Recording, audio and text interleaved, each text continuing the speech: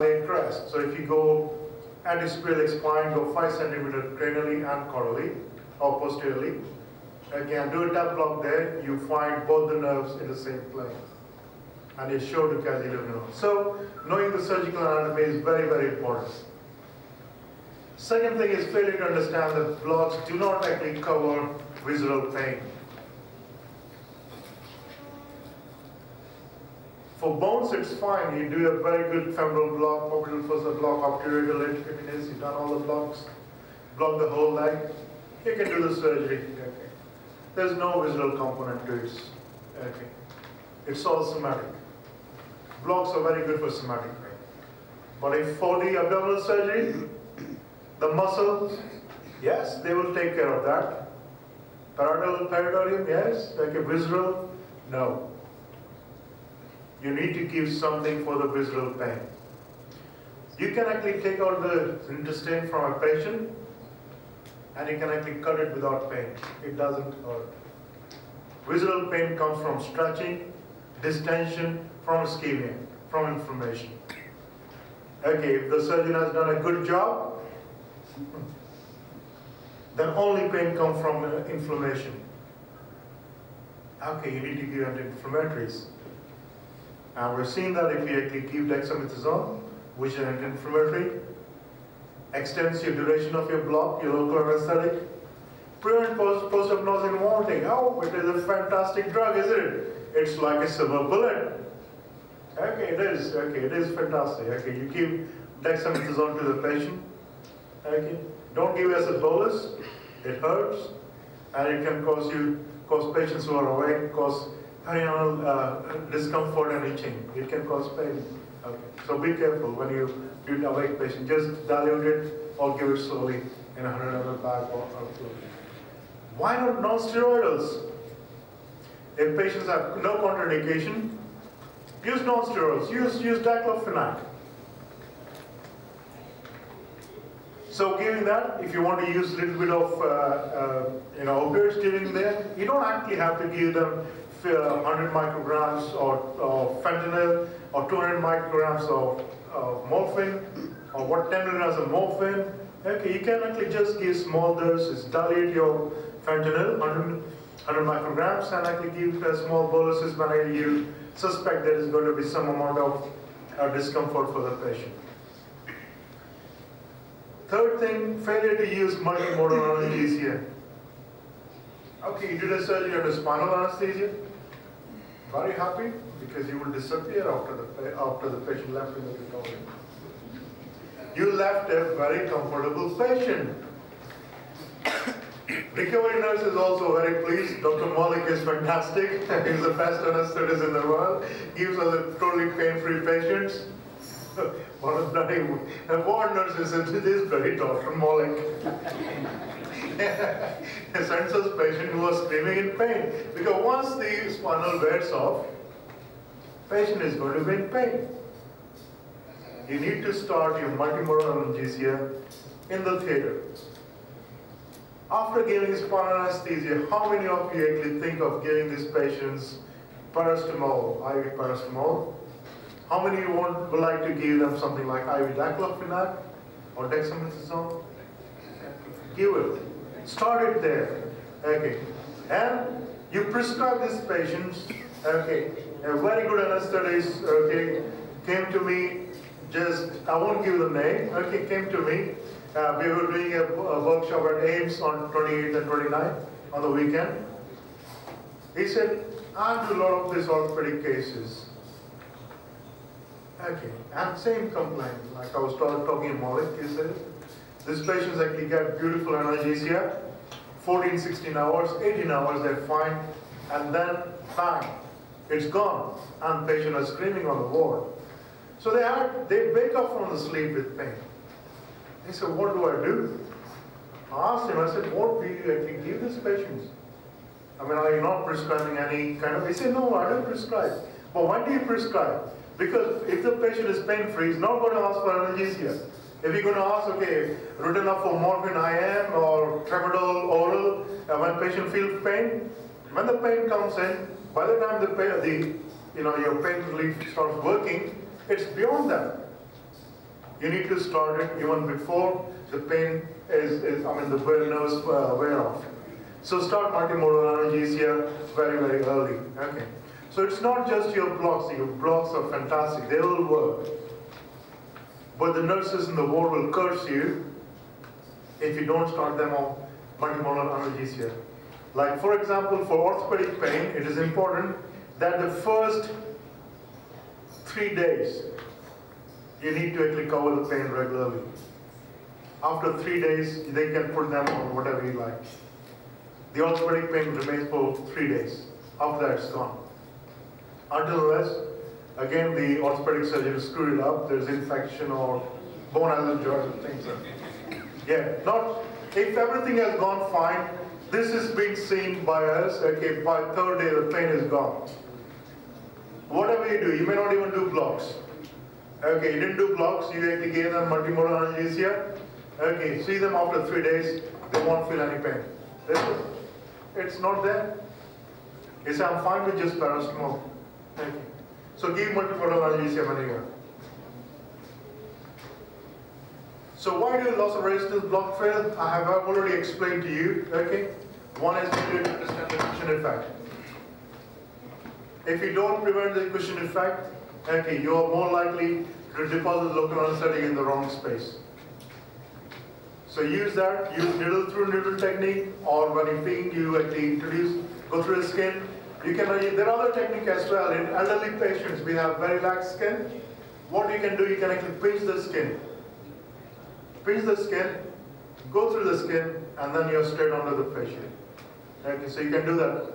Or you can actually, you have used a needle, you've gone through, you bring it out to the skin. You don't have to come out through the skin, bring it to the skin, and then do it again. Okay, so there are various ways of doing that. Failure to appreciate the props. Okay. Some of the fascia are very thin. Some are strong. For example, if you actually look at fascia iliaca block, they're very strong fascias. And you'll feel fantastic pop of the fascia lata. But the fascia over the iliacus, it's not as much. So you're going to feel a different pops. And you're thinking that I should feel the same pop as I felt through the fascia lata, then you're going to fail because you're looking for that and you're going in and in. No, sometimes the pops are very subtle. Okay, so you need to actually have that practice of feeling that pop. So the more you do, you'll actually get experience with it. And we have a star who's a pop star, we call him. Surjit is not here today. We did call him. Okay. He's been doing this pop since the time he's actually mastered this technique now. After explaining all this, when he's learned about the cushion effect, now you're telling his blocks, they work 100%. Like I said, you have to know the incisions, where the incision is going to be, where the surgeon is going to cut through. Okay, like for the, you need to know dermatomes, myotomes, osteotomes, for any kind of blocks. Okay, so for example, you're doing a midline laparotomy, like I was talking about before. So you got T6 to T10. Okay, it's better covered by the intersheath block. You go through the intersheath, go through the muscle, and you feel a bounce on the posterior sheath. Don't pierce it. Inject local over the fascia, and it'll spread from top to bottom. Obviously, it's a volume block. For T10 to L1, tab blocks works better. So by combining rectus sheath block and tab block, you can cover the whole of the incision, long incision. If you have a subcostal incisions, not very many people are now doing open cholecystectomies. But if you're working in a pancreatic unit, people do a rooftop incision. So you have incision on both sides. Now this block, okay, you can do something called subcostal block. But subcostal block is nothing but a glorified tab block and combination of rectus sheath block. So what we do is, we actually do the tab block under the costal margin, deposit local anesthetic there. Then we move towards the rectus sheath, okay, and deposit local anesthetic there. That's it. It's a combination of two blocks. So people have produced paper by saying, oh, we'll do it by ultrasound and produce paper. So what they've done, they've taken long needle. Okay, they follow this thing. So what they'll follow the internal oblique fascia, give local anesthetic under that. That's tab block. Then they reach the erector sheath, and then they go under the rectus muscle and deposit local anesthetic. That's the rectus sheath block. So subcostal block is nothing but a glorified combination of rectus sheath and stab block. But you need to remember that you need to be the local anesthetic under the costal margin. Okay, so that you're covering those nerves, and then rectus sheath on both sides if you have rooftop incision. And even if they do a arrow shape, okay, you can still cover, because some people actually do the rooftop and then extend it, but your rectus sheath block will cover that. Okay, so you covered the whole, and it can also work for you can do this combination of this for lap colis. So you can do that here, and you can also give something called a paraplectal block, which is basically a rectus sheath block. If you do a rectus sheath with a large volume, it will cover everything. But you have to do rectus sheath block then on the left side as well. So you do rectus sheath block on the left side, on the right side, and a tap here, and you've covered everything. Gives excellent pain relief. Okay. I was talking about the hernia. This thing also, it's like a tap block, but what you need to do, you need to actually go from the anterior superior spine, you go 5 centimeters circumflexionally and 5 centimeters posteriorly, and do a tap block there. Both the nerves, iliumnal and iliohypogastric, lie in the same plane, and you will actually get a good coverage of this area, okay, of the iliumnal. So that can be used for hernia block as well. Again, this is common for analgesia for cesarean sections, phalangeal incision. There are a lot of papers with dispute. Some say no, tap block works. Others say no, it doesn't work. And that's because they got it wrong. Okay, this is the territory of iliumnal. And like I said, if you do a tap block, a classical tap block, you can actually have sparing of L1. But if you do the tap block near to the anterior spine, the one we have described, actually Surjit has done around 100 cases and presented this in 2013 Aura. He won a award for that, and he's getting perfect analgesia for that. So you go again 5 centimeters, and deposit local anesthetic, and you get a block on both sides. You get a beautiful block. It will work. It is basically iliumnal block in the tap plane, and it will work 100%. I think thank you very much for listening. Thank you.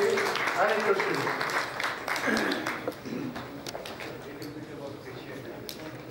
Okay, fascial block. Fascial block again is a loss of resistance block. A lot of people are now using it in the A&Es for pain from hip fractures. The landmarks are very simple. So you mark the inguinal ligament, that is, you feel the pubic tubercle, feel the anterior superior spine, divide into 3 parts, and take the junction of the medial 2/3 and lateral 1/3. And go a finger breadth below that. Go through the skin. In an elderly patient, like I said, all you need to do is pinch the skin, go through the skin, first pop through the fasciolata, which is a tough one, and then second pop through the fasciolata. Now this fasciolata actually depends how far it lies upon the patient's weight. If you get a Mataji who is actually on the bigger side, there'll be nice layer. Or you get a skinny Mataji, then almost the fascia almost lying next to each other. So what do you do in this case? Okay, you don't know whether you are going to get a pop or not. Second pop or not. What do you do then? Some saline inside. Huh?